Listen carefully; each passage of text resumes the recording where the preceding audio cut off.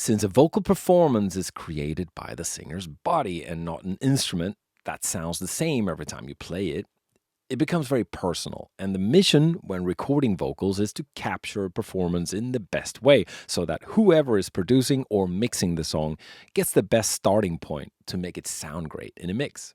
And of course, to make sure the vocals are good enough for the listener to hopefully love the song even more.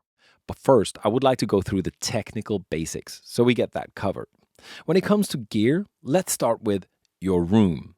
Unlike many other instruments, the voice is best recorded without reflections from your environment.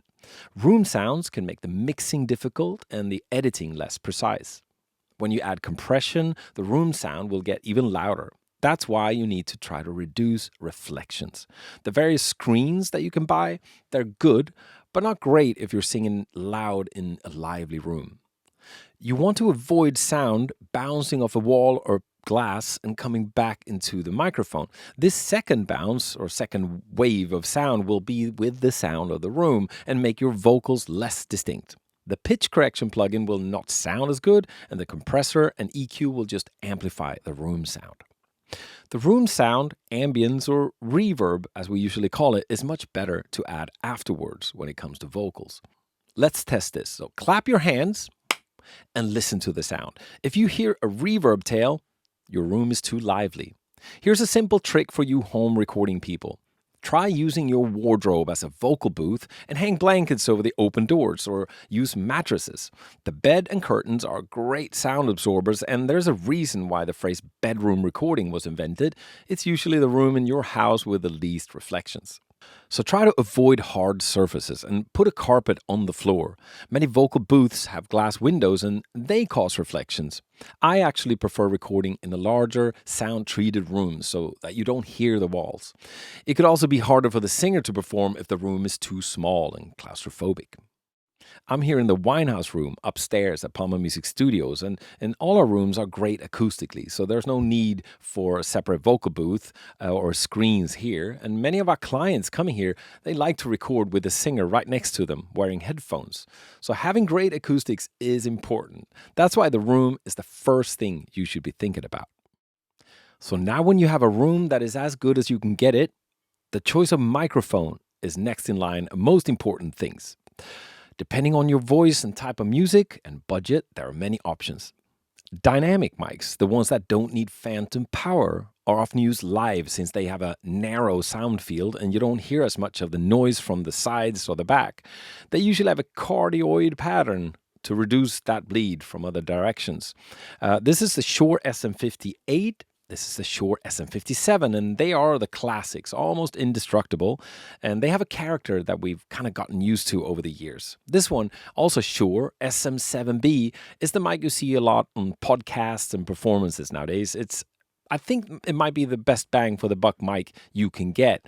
It has a surprisingly full sound, and I use it on anything from vocals to guitars or even hi-hats. It's like €300. These ones are like 100, 150 or so. And, you can't go wrong with these ones. If you have a great room and you record it properly, these will work. Then there are condenser microphones. They are more sensitive and they need power, usually 48 volts from the preamp mixer or the audio interface that you have. The more expensive mic options come with their own power supply to secure a steady electric current, something that is important to get the absolute best sound. I use these Neumann TLM 107s a lot, and we have them in every studio here at Palma Music Studios, and it makes it easy to switch rooms for bigger writing camps and productions to keep the same sound, regardless if you move from studio to studio. We also have really expensive microphones, but a lot of times this €1,000 plus something microphone does the job amazingly well. In another video, I will showcase all the vocal mics we have here at Palma Music Studios so that you can hear the difference between them. In the old days, the singer stood further away from the microphone, so a pop screen wasn't needed back then. Then in the 70s and 80s, they used to take a nylon stocking over some wire and put it in front of the mic. Here's Bruce Springsteen singing into some pantyhose when they did We Are the World. Today, there are a lot of different pop screens you can buy. We use these ones called Stedmans. I like them, but as long as they work like they should and don't add artifacts, it's hard to go wrong. Historically, vocals have been recorded through vintage preamps that add color and vibe. Nowadays, most people have audio interfaces with very clean mic inputs. Different brands have their own features and look, and most of them will sound clean and great if the recording level is okay. You can always add color and vibe to the sound afterwards. We have lots of analog outboard at Palma Music Studios, and this is my favorite, the Neve 1073. I use the emulations in the UAD software most of the time when I'm not in our big studio, and I think it works great as well. But again, a clean signal into the built-in preamp of a good interface will work absolutely fine. High-pass filter. This can be found on either the microphone or the preamp. What it does is that it removes rumbly frequencies, usually below 90 or 100 hertz, which are useless for recording vocals anyways.